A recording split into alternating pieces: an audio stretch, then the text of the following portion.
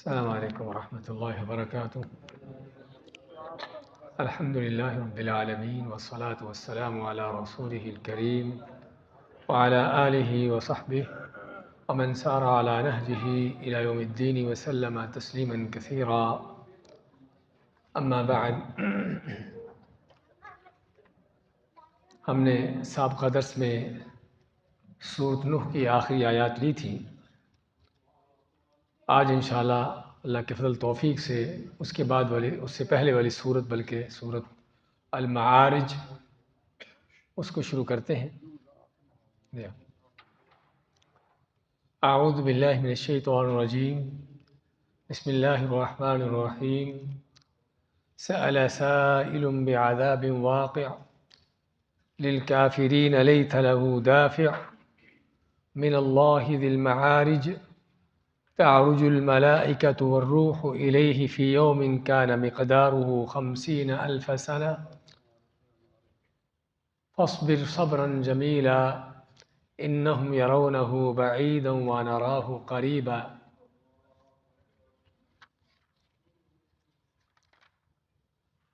یہ سورۃ المعارج ہے جو مکی صورتوں میں سے ہے، اور جس طرح کہ مکی صورتوں کا موضوع ہوتا ہے قیامت کے حوالے سے، آخرت کے حوالے سے، اور اسی طرح جنت اور جہنم کا بیان، جنتیوں اور جہنمیوں کی صفات، اسی طرح اس صورت میں بھی یہی موضوعات ہیں۔ اللہ فرماتا ہے سأل سائل بعذاب واقع، کہ سوال کیا سوال کرنے والے نے واقع ہونے والے، آنے والے عذاب کے بارے میں۔ ایک تو معنی اس کا یہ کیا گیا ہے کہ سوال کیا سوال کرنے والے نے آنے والے عذاب کے بارے میں، اور یہ سوال کرنے والے کون ہیں؟ عموماً کافر ہوتے ہیں۔ کافر ہیں کہ جن کا سوال کرنے کا مقصد واقعی قیامت کے بارے میں حقیقت کو جاننا نہیں ہے، بلکہ صرف ٹھٹھا مذاق اڑانا ہے کہ جس قیامت کی تم ہمیں دھمکیاں دیتے ہو وہ آتی کیوں نہیں، اس کے آنے میں دیر کیا ہے؟ جس عذاب کی تم ہمیں دھمکیاں دیتے ہو اس کو لا کر دکھاؤ۔ اسی لیے اس آیت کا دوسرا معنی یہ بھی کیا گیا ہے کہ مانگا عذاب مانگنے والے نے، واقع ہونے والا عذاب جو ہے مانگنے والے نے عذاب مانگا، کیونکہ سالہ کا لفظ جو ہے دونوں معنوں میں استعمال ہوتا ہے۔ سالہ کا معنی سوال کرنا بھی، پوچھنا، اور سالہ کا معنی مانگنا بھی، اسی سے لفظ سائل ہے مانگنے والا۔ تو عذاب مانگنے والے نے عذاب مانگا جو عذاب واقع ہونے والا ہے، اور یہ معنی بالکل صحیح ہے، کیونکہ کافر مشرک نہ کہ صرف قیامت کا مذاق اڑاتے ہوئے اس کے بارے میں پوچھتے تھے کہ وہ کب آئے گی، بلکہ بعض اوقات اللہ سے دعا کرتے تھے کہ ہم پر عذاب آئے۔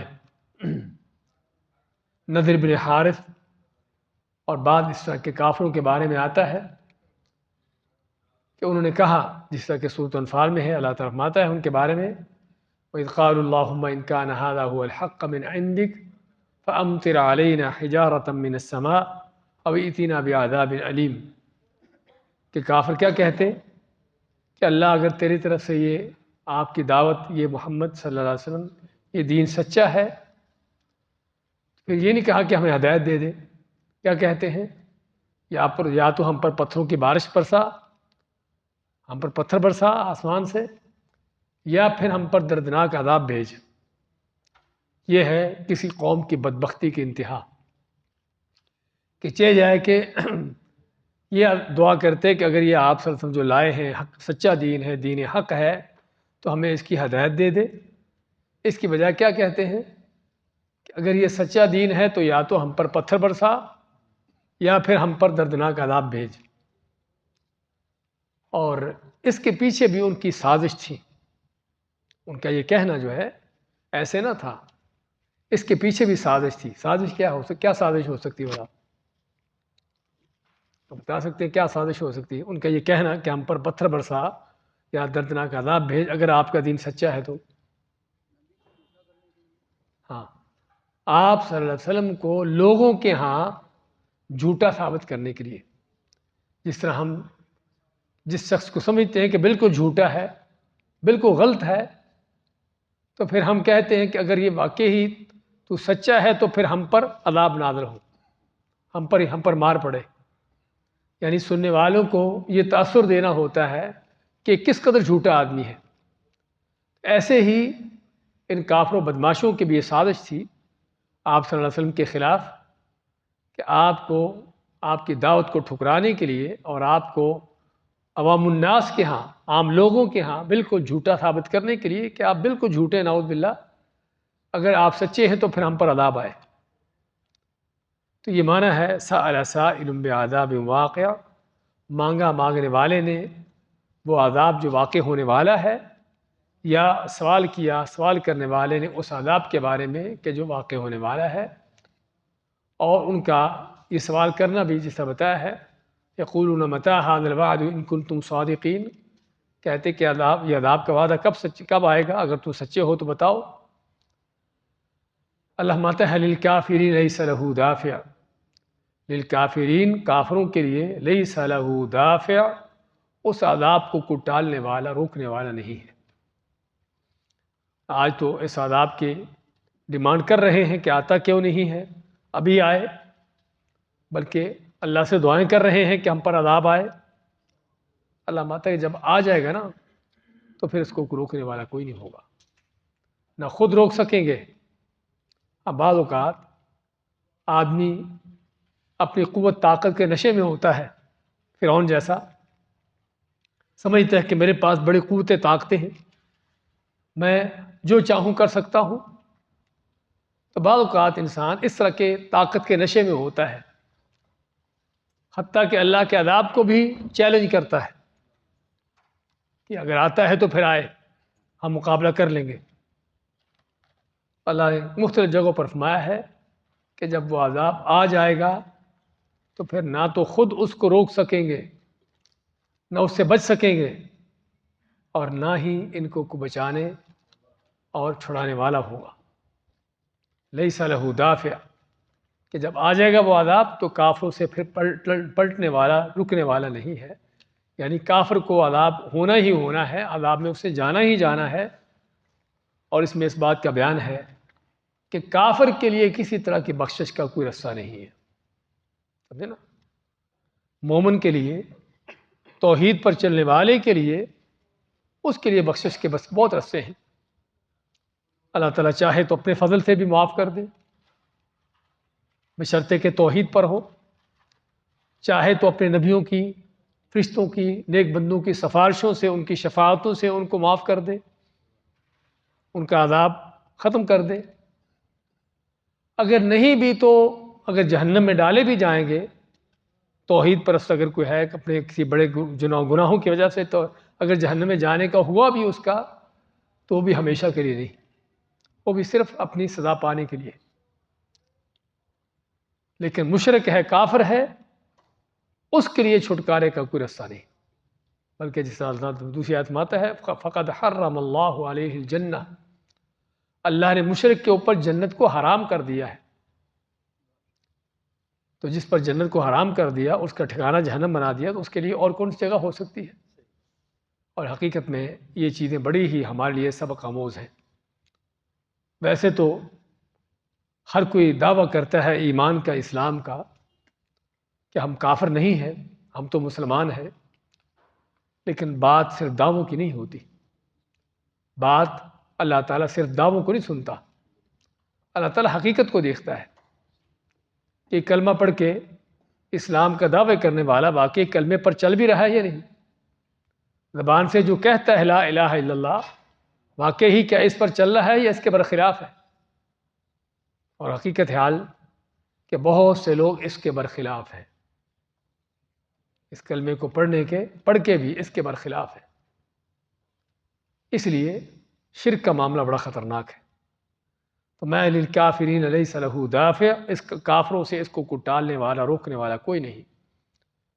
من اللہ ذی المعارج، یہ عذاب کس کی طرف سے ہوگا؟ من اللہ، اللہ کی طرف سے. مزید اس عذاب کی سختی اس عذاب کا واقع ہونے کے یقینی ہونا کہ چیز اللہ کی طرف سے ہے تو پھر اس میں شک نہیں کوئی.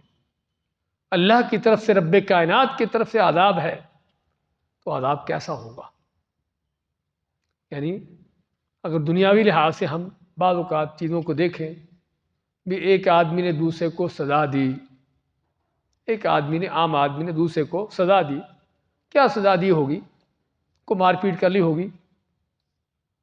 لیکن اگر کہا جائے کہ بادشاہ نے کسی کو سزا دی تو بادشاہ کی سزا ہم اسی لحاظ سے سمجھ سکتے ہیں. تو رب کائنات جس کو سزا دیتا ہے، سورۃ فجر میں ہم پڑھ چکے ہیں، اللہ تعالیٰ اس دن ایسا عذاب دے گا جیسا عذاب کسی نے کبھی نہ دیا ہوگا. ایسا جکڑ بند کرے گا کہ جیسا جکڑ بند کسی نے نہ مارا ہوگا. من اللہ، عذاب اللہ کی طرف سے ان کافروں کو آئے گا. اللہ کون ہے؟ ذی المعارج، ذی کے معنی والا، اور معارج اونچی بلندیوں والا، اور معارج کی جمع بھی ہے جس کا معنی ہوتا ہے سیڑھی. ہاں، اسی سے تو معراج آپ صلی اللہ علیہ وسلم کے حوالے سے اسراء اور معراج کا معنی آپ کا اوپر بلندیوں پر چڑھنا. تو اللہ تعالیٰ جو بڑا بلندی والا ہے، اور اگر لفظی معنی لیا جائے تو سیڑھیوں والا ہے. کیا مطلب؟ کہ اللہ تعالیٰ تک فرشتے پہنچتے ہوئے یا جو بھی چیزیں اللہ تعالیٰ تک پہنچتی ہیں، ان کو اللہ تک پہنچنے کے لیے کیا کیا منزلیں طے کرنا ہوتی ہیں. ساتوں آسمان ہیں، آسمانوں سے اوپر کیا کیا اللہ کے مخلوقات ہیں، حتیٰ کہ آخری حد جہاں تک وہ مخلوق پہنچتی ہے وہ کون سی ہے؟ ہاں، سدرۃ المنتہا. جزاکم اللہ خیر. اسی لیے اس کو منتہا کا نام دیتے ہیں. سدرہ کے معنی بیری، درخت بیری کا. منتہا جہاں پر انتہا ہو جاتی، آگے اس کی مخلوق کوئی نہیں جاتی، نہ کوئی فرشتہ، نہ کوئی انسان، نہ کوئی اور مخلوق. اللہ تعالیٰ سے آپ صلی اللہ علیہ وسلم جب ہم کلام ہوئے ہیں معراج میں، وہ بھی وہیں پر سدرۃ المنتہا. بلکہ جبرائیل علیہ السلام نے آپ کو وہاں پر چھوڑ کر مزید آپ آگے بڑھتے ہیں. خیر، کہنے کا مقصد تو یہ ہے مخلوقات کی جو آخری حد ہے.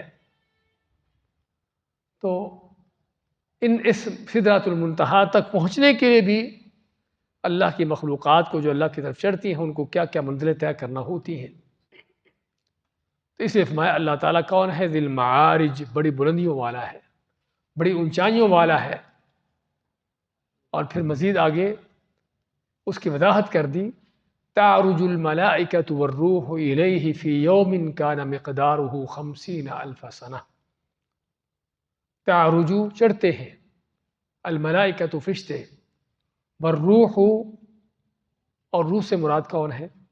جبرائیل علیہ السلام. عموماً جو قرآن کریم میں مراد ہوتا ہے کہ اللہ تعالیٰ فرشتوں کے ساتھ الگ سے جبرائیل علیہ السلام کا روح کے نام سے ذکر کرتا ہے.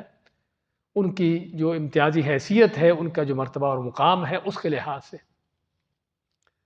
کہ اللہ کے فرشتے اور جبرائیل علیہ السلام اللہ کی طرف چڑھتے ہیں. اور بعض علماء نے روح سے مراد مومن کی روح بھی لی ہے.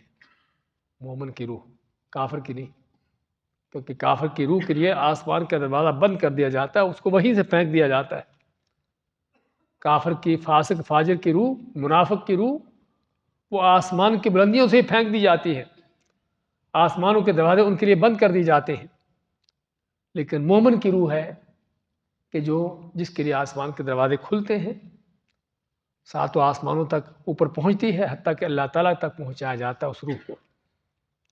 اور پھر اللہ فرماتا ہے اکتبوا کتاب عبدی فی علیین، کہ میرے بندے کی کتاب جو ہے علیین میں لکھ دو، اور اس کی روح کو مومنوں کی روحوں کے ساتھ شامل کر دو.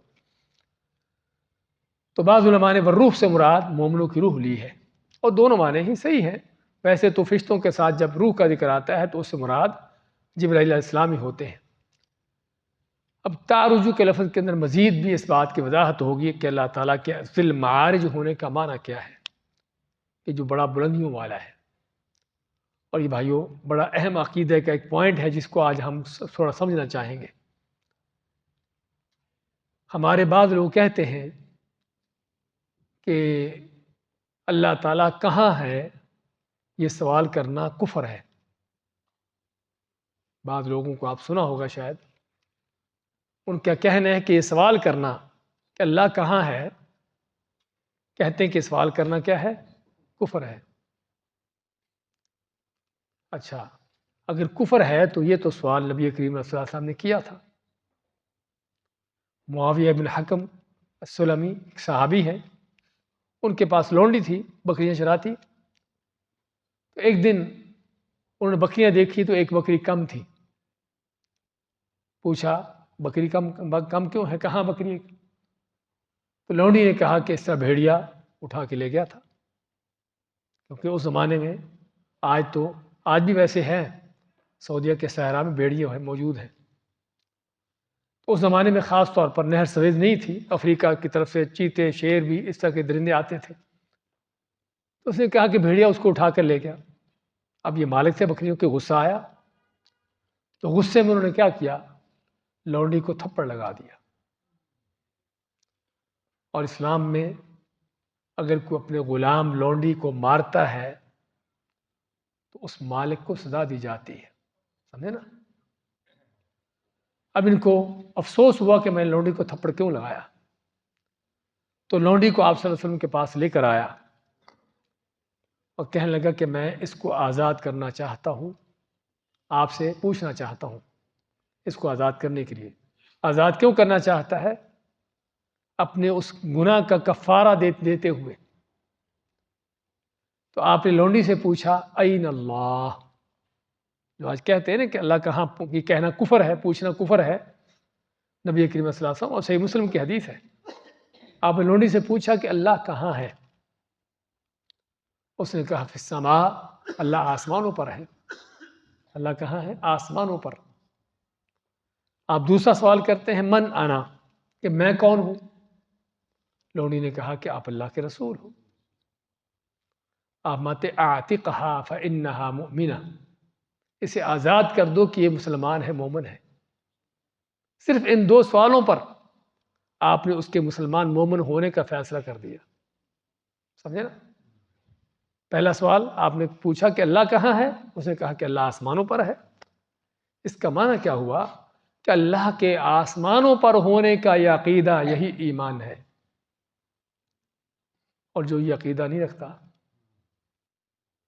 اگر کوئی لونڈی کہتی کہ اللہ آسمانوں پر نہیں ہے، اللہ ہر جگہ میں ہے، جس طرح کہ ہمارے بعض لوگوں کا عقیدہ ہے، اللہ ہر چیز کے اندر ہے، طرح طرح کے اللہ کے بارے میں بڑے غلط عقائد، اتنے گمراہ کن قسم کے عقائد کہ آپ تھوڑا سا اس کا تصور کر لیں تو آپ کے رونگٹے کھڑے ہو جائیں کہ یہ کیا ہے۔ بعض لوگ کیا کہتے ہیں کہ اللہ ہر جگہ موجود ہے، اور ہمارے بہت سے لوگوں کا یہی عقیدہ۔ اللہ ہر جگہ موجود ہونے کا معنی جو گٹر ہے، جو کوئی کوڑا کرکٹ کا ڈھیر ہے، کوئی گندگی غلاظتیں ہیں، کوئی سینما گھر، کوئی شراب خانے ہیں، کوئی زنا کے اڈے ہیں، ہر جگہ ہے نا، یہ بھی تو جگہ ہے کہ نہیں؟ کیا ہر جگہ ہونے کا معنی یہی ہے کہ اگر مسجد میں ہے تو سینما کے اندر بھی ہے، اگر بیت اللہ یا حرم جیسی کسی پاکیزہ جگہ میں ہے تو کسی تھیٹر کے اندر، کسی شراب خانے کے اندر بھی ہے، کسی جس کو ہمارے کہتے ہیں وہ زنا کڈا جو ہوتا ہے وہاں پر بھی ہے، نعوذ باللہ۔ تھوڑا سا آدمی تصور کر لے کہ عقیدہ کیسا ہے۔ اچھا، کچھ دوسرے جو حلولیت کا عقیدہ کہ اللہ ہر چیز کے اندر ہے، ہر چیز میں ہے، انسان میں، حیوان میں، ہر چیز میں، اور ان کے اس عقیدے کے مطابق اللہ ایک نہیں، اللہ کروڑوں اربوں ہے۔ یہی تو ہندوؤں کا عقیدہ ہے، اللہ بھی ہر چیز کے اندر ہے۔ بندر بھی جو نظر آ رہا ہے کیا ہے؟ نعوذ باللہ اللہ ہے۔ کتا بھی، یعنی تصور کریے ذرا یہ چیز کیا ہے۔ اسی طرح وحدت الوجود کا عقیدہ، جو افسوس کہ ہمارے بہت سے لوگوں کا عقیدہ ہے کہ کائنات میں جو کچھ آپ کو نظر آتا ہے سبھی اللہ ہے۔ حتیٰ کہ ابن عربی کا نام سنا ہوگا آپ نے، ان کا بہت بڑا گرو گزرا ہے اس عقیدے کا، اس گمراہ کن عقیدے کا۔ اپنے بارے میں کہتا ہے کہ اس کپڑے کے اندر جو کچھ ہے اللہ ہے، یعنی اپنے آپ کو اللہ، اس لیے کہ جو کچھ کائنات میں اللہ ہے۔ اور ہمارے ہاں اس طرح کی نظم نعتیں چلتی ہیں کہ ستاروں میں تو، چاند میں تو، درختوں میں تو، پہاڑوں میں تو. معنی کیا ہے کہ ہر چیز اللہ ہی ہے، وحدت الوجود. اور افسوس کہ ہمارے بہت بڑے بڑے جو جن سکالروں کو سمجھا چاہتا ہے بڑا چوٹی کا سکالر ہے، اس طرح کے عقیدے ان کے بھی. میں نام نہیں لیتا چونکہ میرا نام لینا میری عادت نہیں ہے، لیکن بتانا مقصد ہے کہ یہ گمراہ کن عقیدے کس انداز سے اس امت کے اندر پھیلے ہوئے ہیں اور عام لوگوں کو پتہ ہی نہیں کہ کیا ہے. حتیٰ کہ اس کا جس کا نام میں بتا رہا ہوں بڑے چوٹی کا وہ، حتیٰ کہ اس کی بڑی تقریریں، بڑے اس کے پیچھے چلنے والے لوگ، کہ اگر کوئی ہے تو واقعی اس کی بات بڑی چوٹی کی بات ہوتی ہے، لیکن چوٹی کی باتوں کو سمجھ نہیں آتی کہ وہ چوٹی کی باتیں کہاں سے آتی ہیں، کیا ہوتی ہیں. اس کے اندر گمراہی کس انداز سے ہے. ابھی تھوڑی دیر پہلے اسی آیت کی تفسیر پڑھ رہا تھا میں، ایک ہمارے دوسرے ایک بہت بڑی جماعت کے بانی اور لیڈر، ان کی تفسیر میں، کہ جو اسی چیز کا انکار کر رہا ہے کہ اللہ تعالیٰ کہیں بھی نہیں ہے، نہ اوپر نہ نیچے، نہ دائیں نہ بائیں. ایک عقیدہ یہ بھی ہے، کیونکہ جو کہتے ہیں نا کہ یہ سوال کرنا کفر ہے کہ اللہ کہاں ہے، وہ یہی کہتے ہیں کہ اللہ تعالیٰ کے بارے میں سوال کرنا اللہ کہاں ہے کفر کیوں ہے؟ کیا آپ نے اللہ کو کسی خاص جگہ پہنچا دیا؟ تو کیا کہتے ہیں؟ اللہ کہیں بھی نہیں ہے. ان کے الفاظ ہے موجود بلا مکان. شاید آپ نے کبھی سنا ہو کسی سے کہ اللہ موجود تو ہے لیکن بغیر کسی جگہ کے. یہ کائنات میں کوئی ایسی چیز بھی ہے کہ جو موجود ہو لیکن بغیر کسی جگہ کے ہو؟ کچھ بھی ہوگی، اوپر نیچے دائیں بائیں آگے پیچھے کہیں تو ہوگی نا وہ چیز. اور اللہ نے قرآن کریم میں ایک نہیں سینکڑوں مرتبہ سبح اسم ربک الاعلی، اپنے رب کی تسبیح بیان کر. وہ رب کون ہے؟ الاعلی، اونچا. سجدہ میں کیا کہتے ہو؟ سبحان ربی الاعلی کہتے بھی ہو. دعا کرتے ہوئے ہاتھ اٹھاتے ہو ہی نہیں اٹھاتے، یا ایسے ہی چھوڑے رکھتے ہو؟ اٹھاتے کدھر اٹھاتے ہو؟ نیچے کو، آگے کو، یا اوپر کو؟ اوپر کو مانا کیا ہے پھر؟ کیا؟ اللہ کی طرف. اللہ کی طرف. یہ انسانی فطرت. قرآن نہ بھی آپ نے پڑھا ہو، قرآن کی سمجھ آپ کو نہ بھی ہو، حدیثوں کی سمجھ آپ کو نہ بھی ہو، یہ فطرت ہے. انسانی فطرت نہیں بلکہ پوری مخلوقات کی فطرت ہے. حتیٰ کہ جانوروں کو کبھی دیکھو، کسی جانور کو کبھی تکلیف ہو وہ اپنا سر اوپر اٹھاتا ہے، اوپر اٹھاتا ہے. وہ جانور بھی، کافر بھی، کمیونسٹ بھی، جو اللہ کے ویسے منکر بے ایمان، وہ بھی کبھی کسی مصیبت میں پھنستے ہیں تب وہ بھی اوپر کو دیکھتے ہیں. سمجھے نا؟ یہ فطرت ہے ہر مخلوق کی. لیکن عجیب بات کہ کس انداز سے اس فطرت سے لوگوں کو ہٹایا جاتا ہے، ایسے لوگوں کو گمراہ کیا جاتا ہے.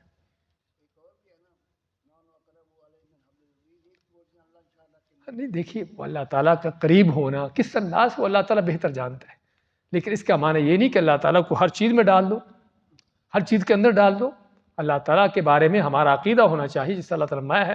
اور 7 جگہوں پر اللہ نے قرآن میں اس چیز کا ذکر کیا ہے کہ رحمان کہاں پر ہے؟ علی العرش، عرش پر ہے. اللہ تعالیٰ اپنی ذات سے عرش پر ہے. یہ ہے جو صحابہ اکرام کا، تابعین کا، ائمہ اکرام کا عقیدہ ہے. امام ابو حنیفہ رحمۃ اللہ علیہ فرماتے تھے کہ جو انکار کرتا ہے کہ اللہ عرش پر نہیں ہے کافر ہے. دو ٹوک طور پر صاف کہتے ہیں. امام حنیفہ رحمۃ اللہ علیہ فرماتے کہ جو انکار کرتا ہے کہ اللہ عرش پر نہیں کافر ہے، اور جو یہ کہتا ہے کہ مجھے یہ پتہ نہیں کہ عرش کہاں پر ہے وہ بھی کافر ہے. کیونکہ اللہ نے بیان کیا ہے کہ اللہ عرش پوری مخلوقات سے اوپر ہے، اللہ اس کے اوپر ہے. اللہ نے 7 جگہوں پر اپنے عرش پر ہونے کا بیان کیا. اس کے بعد کوئی شک رہتا ہے؟ اور جہاں تک اللہ تعالیٰ کے اونچا بلند ہونے کے، یہ تو سینکڑوں مرتبہ قرآن کے اندر، سینکڑوں مرتبہ. یہاں پر بھی بالمعارج تعرج، فرشتے اوپر چڑھتے ہیں. اوپر چڑھ کے کدھر جاتے ہیں بھائی؟ اللہ کی طرف. چیزوں کا نازل ہونا، ہم نے نازل کیا قرآن کو. نازل ہونے کا معنی کیا ہوتا ہے؟ اوپر سے نیچے آنا. چیزوں کا چڑھنا اللہ کی طرف، چڑھنے کا معنی کیا ہے؟ ساری چیزیں ایک ایک لفظ اس بات کی دلیلیں ہیں کہ اللہ تعالیٰ اوپر ہے. تو جب اللہ تعالیٰ خود اپنے بارے میں فرماتا ہے کہ وہ اوپر ہے، بلندی پر ہے، تو ہمیں اس چیز کو کہنے میں پھر کیا مشکل ہے؟ کیا اس میں کفر کا عقیدہ ہے بھی؟ بلکہ یہ تو قرآن و حدیث کو صاف طور پر جھٹلانا ہے. پھر ساتھی توجہ رکھیں. تو علی کل حال تعرج الملائکۃ ذی المعارج کے اس لفظ سے ہم نے کہ اللہ تعالیٰ کون ہے؟ وہ بلندیوں والا ہے. تعرج الملائکۃ چڑھتے ہیں فرشتے، والروح اور جبرائیل، الیہ ان کی طرف، اس کی طرف، فی یوم کان مقدارہ 50,000 سنہ، اس دن میں کہ جس کی مقدار 50,000 سال ہے. اس دن سے مراد کیا ہے؟ ہاں، یہ بھی کہا گیا ہے کہ اس دن سے مراد قیامت کا دن ہے. اور ایک دوسرا معنی یہ بھی کیا گیا ہے کہ فرشتے اللہ کی طرف چڑھتے ہیں اتنی مسافت پر کہ جس مسافت کو طے کرنے میں 50,000 سال لگے.